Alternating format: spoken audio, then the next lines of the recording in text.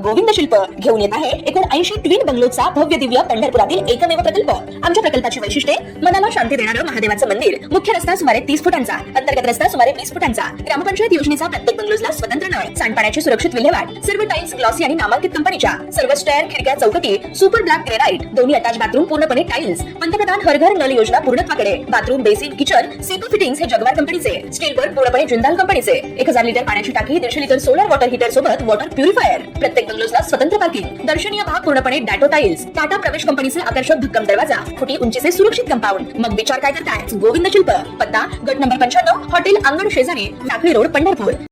ताज्या घडामोडी पाहण्यासाठी आमच्या YouTube चॅनलवरील PVR म्हणजेच पंढरी वार्ता या न्यूजला सबस्क्राइब करा आणि शेजारील बेल आयकॉनवर क्लिक करा।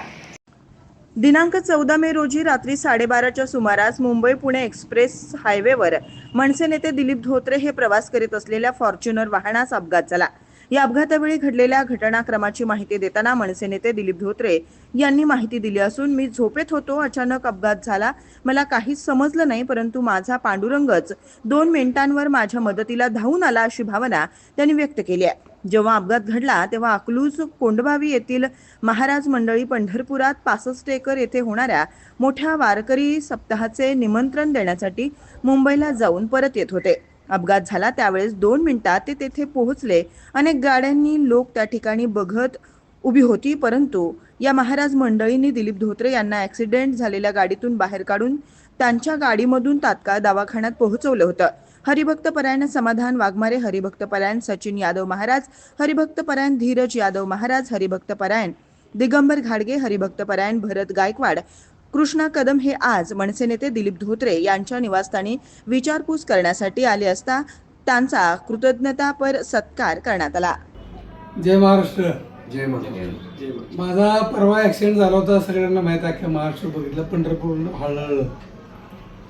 प्रत्येक पंढरपूर शहरातली माझी माय, माऊली, माता, भगिनी, वडीलधारी मंडळी, माझा तरुण मित्र म्हणत बापू मला पांडुरंगाचा आशीर्वाद आणि बापूला पांडुरंगाचा आशीर्वाद असल्यामुळं कायच होणार नाही असं प्रत्येकजण त्या ठिकाणी म्हणत होतं। खरंच आज मी तुम्हाला सांगतो की मी पांडुरंगाच्या कृपेने, पांडुरंगाच्या आशीर्वादामुळेच वाचलो। कारण मला वाचवणारे हे सगळेजण पांडुरंगाच्या त्या ठिकाणी पांडुरंगाच्या रूपानेच त्या ठिकाणी पांडुरंग यांच्या रूपाने पांडुरंग आला आणि पांडुरंगाने मला वाचवलं। कारण हे सगळे वारकरी संप्रदायातील लोक आहेत।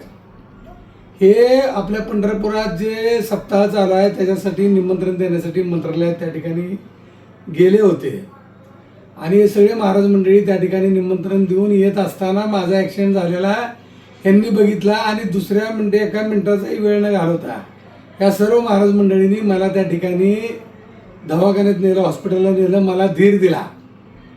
याचा अर्थ काय तर पांडुरंगच माझ्या मत्तीला त्या ठिकाणी धावून आला होता। आणि मंडळी कुठली आहेत सगळी? तरी सगळी मंडळी आपली अकलूजची कोंडबाईची सगळी मंडळी आहेत, सगळी महाराज मंडळी आहेत। मग त्यात समाधान वाघमारे, दिगंबर घाडगे, सचिन यादव, धीरज यादव, भरत गायकवाड, कृष्णा कदम, सगळी आपली महाराज मंडळी त्या ठिकाणी होती। या लोकांनी मला खरं तर यांच्यामुळंच मी आज माझा पुनर्जन्म झाला, वाचलो। आणि आपण जे म्हणतो देव जागा आहे तर 100% आपला पांडुरंग जागा आहे। कारण पांडुरंग आज पंढरपूरच्या नगरीमध्येच ही आपण काही सेवा केली, त्याचं फळ म्हणून पांडुरंगाने त्या ठिकाणी यांच्या रूपाने येऊन त्या ठिकाणी मला वाचवलं। मी ह्या लोकांचे आयुष्यावर उपकार त्या ठिकाणी विसरणार नाही आणि अतिशय निस्वार्थपणे या सगळ्या महाराज मंडळींनी त्या ठिकाणी मला नेलं। कारण तुम्हाला माहीत आहे एक्सप्रेस हायवेला ॲक्सिडेंट झाला तर त्या ठिकाणी फोटो काढणे, शूटिंग काढणे, निघून जाणे अशा पद्धतीत त्या ठिकाणी केलं जातं। त्या ठिकाणी कितीतरी गाड्या थांबल्या, परंतु या सर्व महाराज मंडळींनी स्वतःहून पुढे येऊन मला गाडीतून काढून त्यांच्या गाडीमध्ये स्वतःच्या घेऊन मी रक्ताने माखलेलो असताना देखील या ठिकाणी या सगळ्या महाराज मंडळीचा पेहराव देखील माझ्या रक्ताने माखला, त्यांच्या पेहरावाला रक्त लागलं।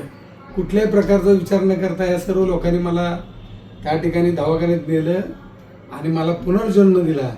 त्याबद्दल मी परत एकदा यांचं धन्यवाद आहे। आणि खरंच अनंत उपकारात विठ्ठलाची मरेपर्यंत आपण सगळ्यांनी सेवा करूया। धन्यवाद। जय हिंद, जय महाराष्ट्र।